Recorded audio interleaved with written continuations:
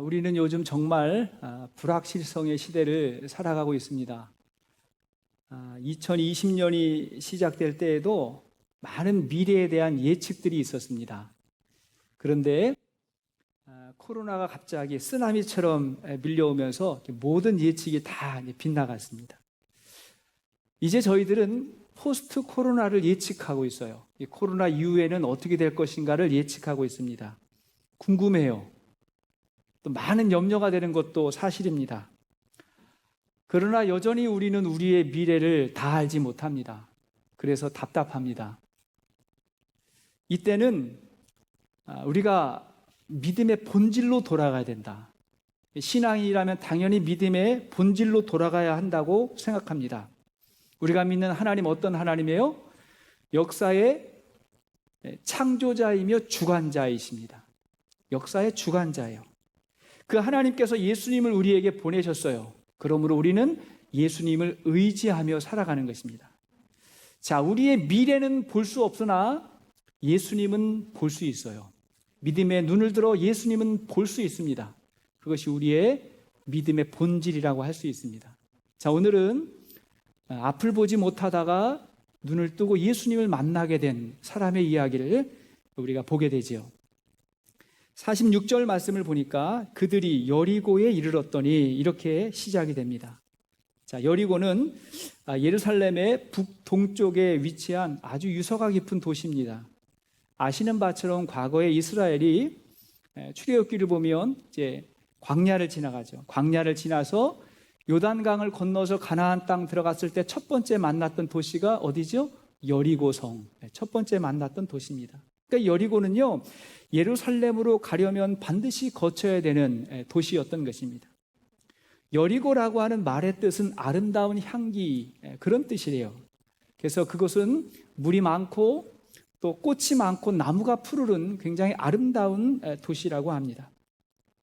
그곳을 지나실 때 디메오의 아들인 맹인 거지 바디메오가 길가에 앉았습니다. 우리 46절 한번 읽어볼까요? 시작. 그들이 여리고에 이르렀더니 예수께서 제자들과 허다한 무리와 함께 여리고에서 나가실 때에 디메오의 아들인 맹인 거지 바디메오가 길가에 앉았다가, 바디메오가 길가에 앉았습니다. 바라고 하는 말은 아들이라는 뜻이거든요. 아들, 그러니까 바디메오는 이름이 아니라 디메오의 아들, 그런 말이에요. 디메오의 아들이 그곳에 앉았는데 그는 맹인이며 거지였습니다. 그러니까 당연히 스스로 살아갈 능력이 없었겠죠. 누군가 거기다가 앉혀놨겠죠. 그래서 그는 이 도시의 입구에서 지나가는 사람들을 보면서 구걸하면서 하루하루를 살아가는 그런 사람이었습니다. 이것이 얼마나 답답한 삶이겠어요. 아무리 몸부림쳐도 변화가 되질 않아요. 그리고 뭔가 새로운 것을 기대할 수 없어요. 아무것도 스스로 할 수 있는 게 없었던 거죠. 그게 지옥입니다, 여러분. 여러분, 지옥이 어떤 곳일까요? 지옥은 아무런 희망이 없는데 그것이 영원한 거, 그게 지옥이잖아요. 어떤 사람은 지금도 지옥 같은 삶을 살고 있는 거죠. 우리 가운데 늘 마음이 불안하고 내일이 불안하신 분이 있으십니까? 늙는 것이 불안하고 병이 올까 봐 불안하고 미래가 불분명해서 불안하십니까? 자, 이런 사람을 대표하는 사람이 바디메오라고 할 수 있습니다.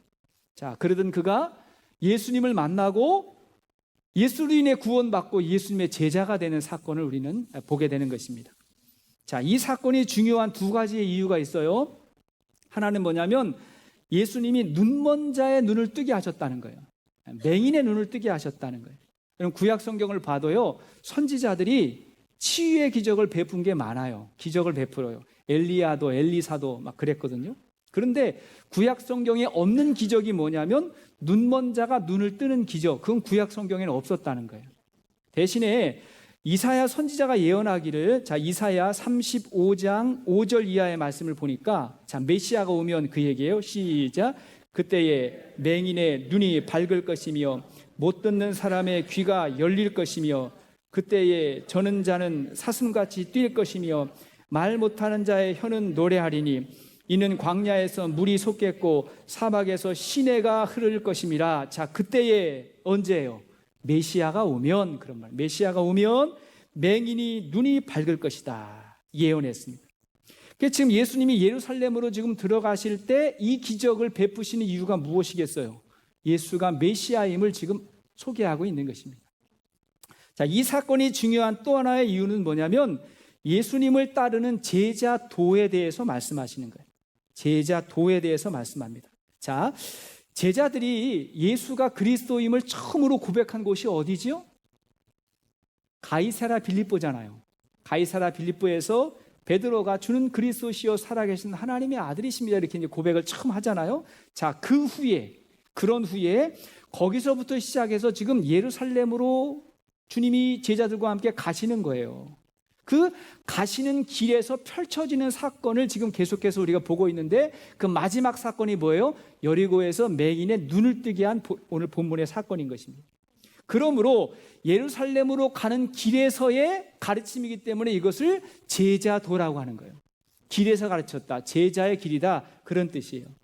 지금까지 예수님은 예수를 따르는 제자도에 대해서 말씀을 하셨던 거예요. 그랬는데 예수님 가장 옆에 있었던 제자들은 엉뚱한 이야기를 하는 거예요. 누가 크냐 이런 이야기하고 있고 뭐 나는 우편에 나는 좌편에 그런 이야기를 하고 있었는데 전혀 예상하지 않았던 사람에게 제자의 모습이 나타났다는 것입니다.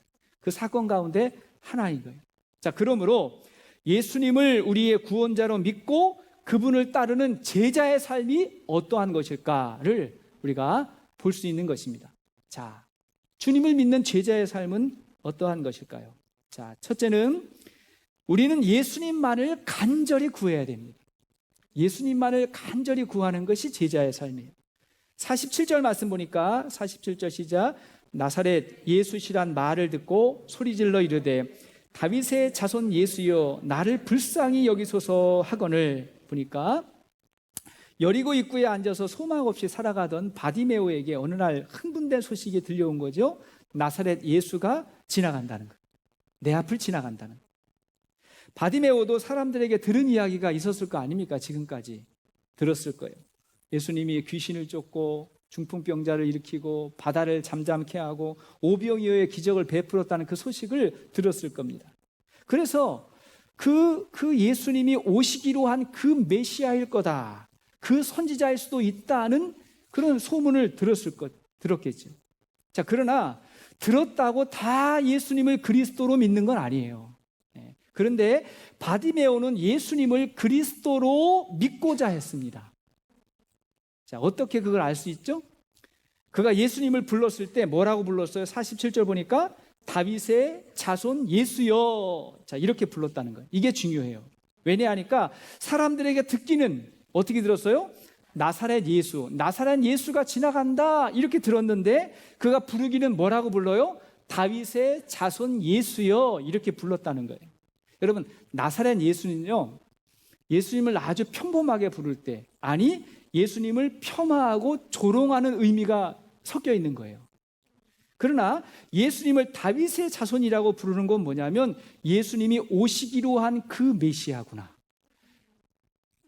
예수님이 왕의 후손이구나, 그런 의미를 담아서 그렇게 다윗의 자손이요 라고 고백한 거예요.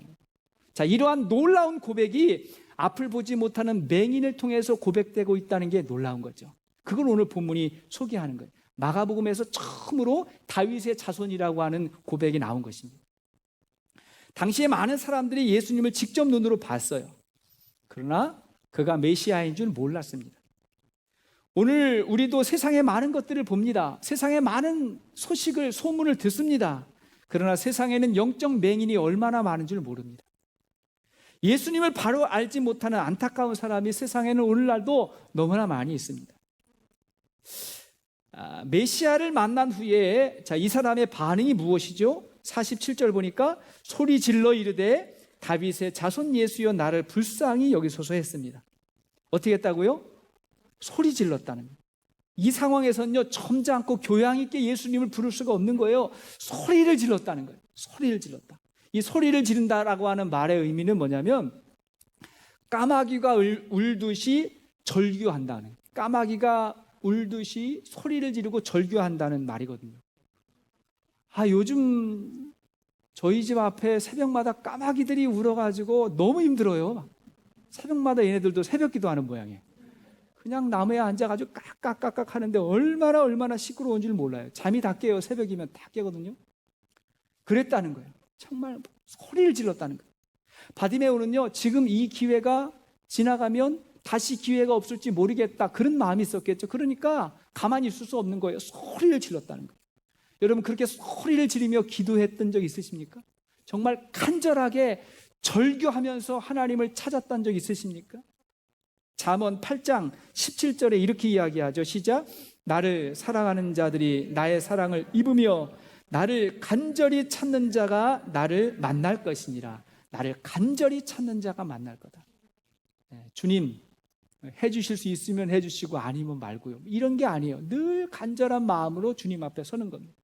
저는 종종요, 변화되지 않는 성도님들을 볼 때 좀 안타까운 마음이 있어요.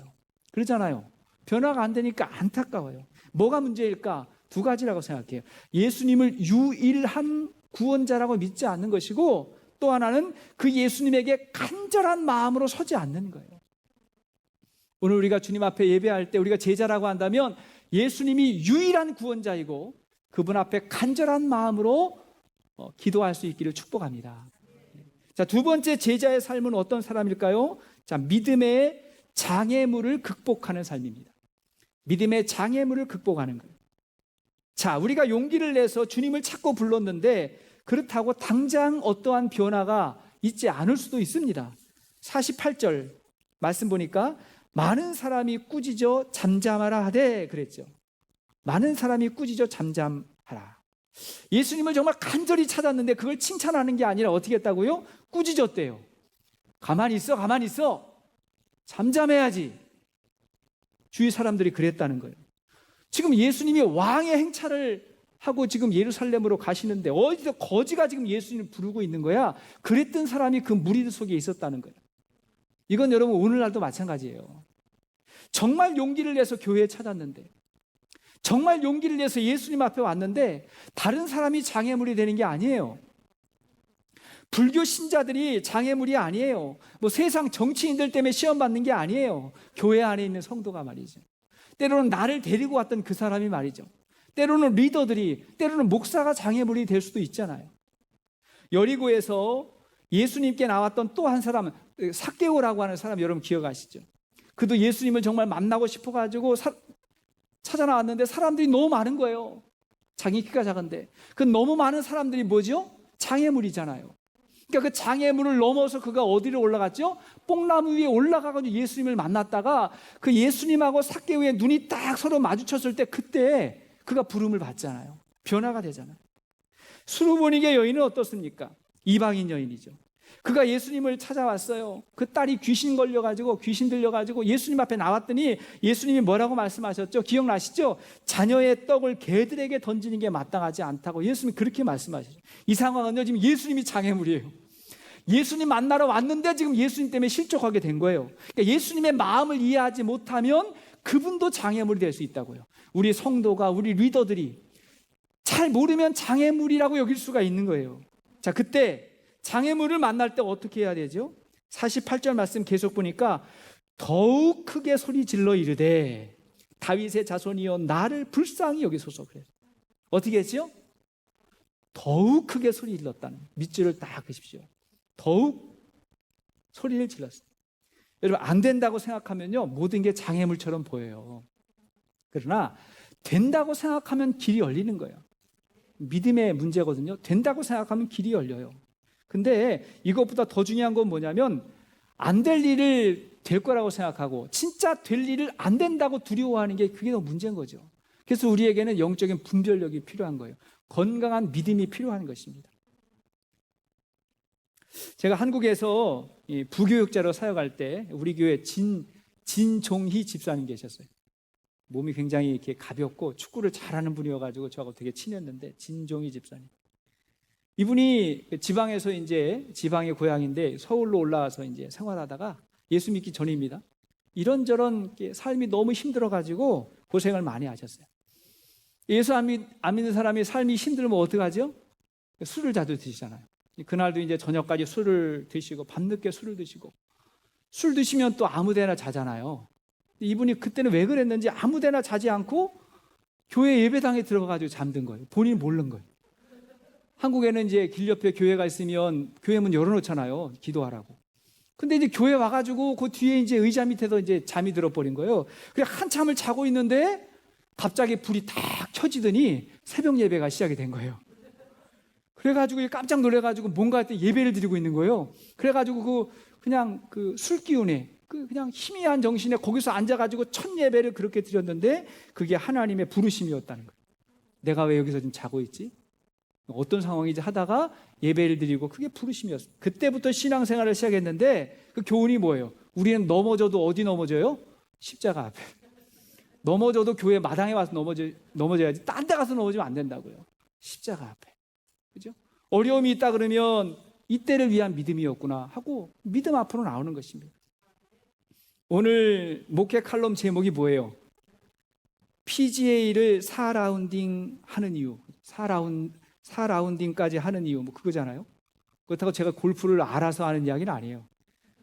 이런 글을 제가 봤거든요. 골프는 18홀, 그죠? 18홀을 4번 하잖아요. 그죠? 4일 동안 똑같은 코스를 4번 한다고요. 한 번에 우승자 뽑을 수도 있을 텐데 4일 동안을 한다는 거예요. 4일 동안. 왜냐하면 한 번은 운이 좋을 수도 있으니까.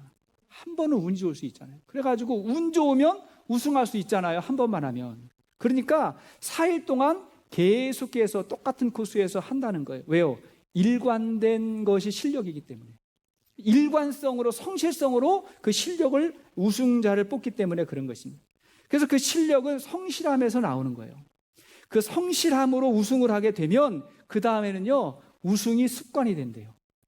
성실함으로 우승했으니까 그 다음에 우승이 습관이 돼요. 그러니까 우승은 해본 사람이 계속한다는 거예요.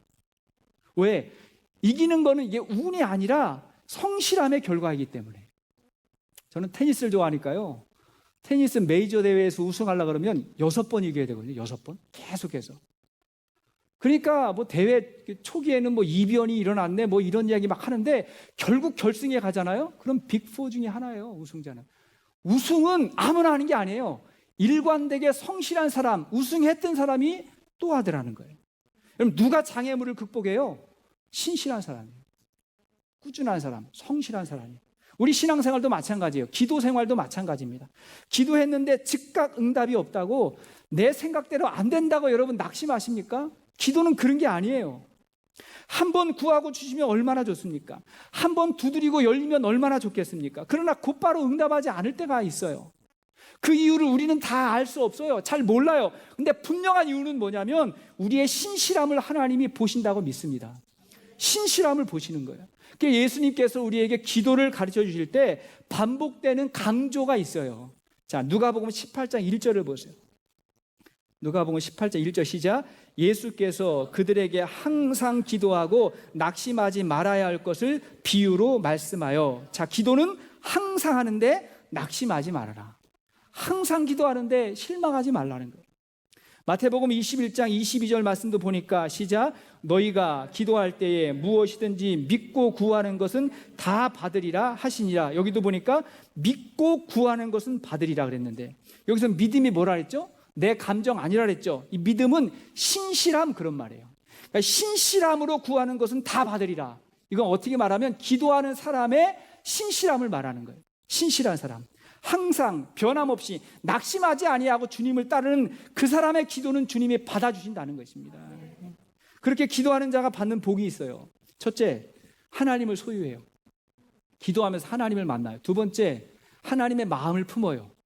세 번째, 하나님의 역사를 경험해요. 그 셋 중에 하나가 되면 기도 응답 받는 거죠. 그래서 꾸준히 기도하는 사람은 반드시 기도에 응답이 있다는 것입니다. 신실함이에요. 장애물이 있어도 여러분 낙심하지 말기를 축복합니다. 세 번째 제자의 삶은 뭐냐면 주님과 교제가 깊어지려면 셋째는 믿음의 눈이 열려야 돼요. 믿음의 새로운 세계가 열려야 됩니다. 49절 말씀 보니까요. 49절 시작. 예수께서 머물러 서서 그를 부르라 하시니 그들이 그 맹인을 부르며 이르되 안심하고 일어나라 그가 너를 부르신다 하매. 자, 예수께서 머물러 서서 그를 불렀다 그랬어요. 지금 예수님이 어디 가신다고요? 예루살렘에. 왜 가시죠? 십자가 지러. 주님 고난받으러 가는 거거든요. 그런데 보통 자기가 고통을 많이 받으면 다른 사람 신경이 안 써지잖아요. 관심이 안 가잖아요. 근데 예수님은 지금 십자가 지시러 가는데, 그런데 이 간절한 사람의 소리를 들으시고 멈추시고 그를 불렀다는 것입니다. 이 예수님이에요. 우리 예수님은 99마리의 양을 놓고 잃어버린 양 한 마리를 찾아 나서시는 분, 예수님이십니다. 믿음의 사람은요, 어디에서 멈추는가, 어디를 향해 빨리 가는가, 그게 중요한 거예요. 그 안에 우리의 믿음이 나타나는 것입니다. 예수님이 맹인을 부를 때 50절 보니까 맹인이 겉옷을 내버리고 뛰어 일어나 그랬죠. 자, 어떻게 했다고? 자신의 겉옷을 내버리고 달려갔다 그랬어요. 이 사건이 믿음의 새로운 세계가 열린 사건이에요. 왜냐하니까 이 사람의 겉옷은 뭐지요? 자기가 가지고 있는 전부잖아요. 자기를 보호할 수 있는 전부 아니에요, 지금? 어쩌면 이 바닥에 깔고 있는 담요일 수도 있고, 겉에 두르고 있는 외투일 수도 있는데, 지금 자기는 그거밖에 없는 거예요. 근데 그거를 내려놓고 예수님에게로 뛰어가는 것입니다. 사람들이 우리 예수님에게 나갈 때 자신이 중요하게 여겼던 거 있거든요. 예수 믿기 전에도 뭔가 자기가 중요하게 믿었던 게 있어요. 어떤 사람에게는 자기 지식이에요. 지식 믿고 살았어요. 어떤 사람에게는 재물이에요. 어떤 사람에게는 사회적 신분이에요. 명예예요. 이런 거 중요하게 여겼다고요. 근데 주님을 정말 인격적으로 만나려면 그런 것들을 내려놓고, 그런 것보다 주님 만나는 게 더 중요하다고 여기고 주님께 나아가야 될 때가 있는 것입니다. 저와 여러분들이 내려놓아야 될 겉옷이 뭘까요? 그거 내려놔야 된다는 거예요.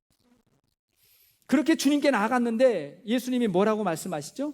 51절 말씀 보니까 예수께서 말씀하여 이르시되 내게 무엇을 하여 주기를 원하느냐. 너무 뻔한 말씀 하시는 거 아니에요? 맹인에게 너 뭐 해줄까 내가? 뭘 원해? 이렇게 물으신 거예요. 근데 가만 생각해 보니까 여러분, 아무리 좋은 것도요, 니드가 없는 사람에겐 답을 주지 않는 거예요. 여러분 명심하십시오. 아무리 내가 볼 때 좋은 것이고 내가 볼 때 중요한 거라도 그 사람에게 필요가 없고 그 사람이 원하지 않으면 기다려야 돼요. 이걸 잘 못하면 꼰대가 되는 거예요. 자꾸 나는 중요하다고 말을 하는데 상대방은 안 듣거든요. 안 듣거든요. 그러니까 예수님이 한 번 더 묻는 거예요. 너 진짜 원하는 게 뭐냐? 하고 물으시는 것입니다. 사실 생각해 보세요. 이 앞에서 예수님을 찾아왔던 야고보와 요한은 뭘 구했죠? 뭘 구했어요?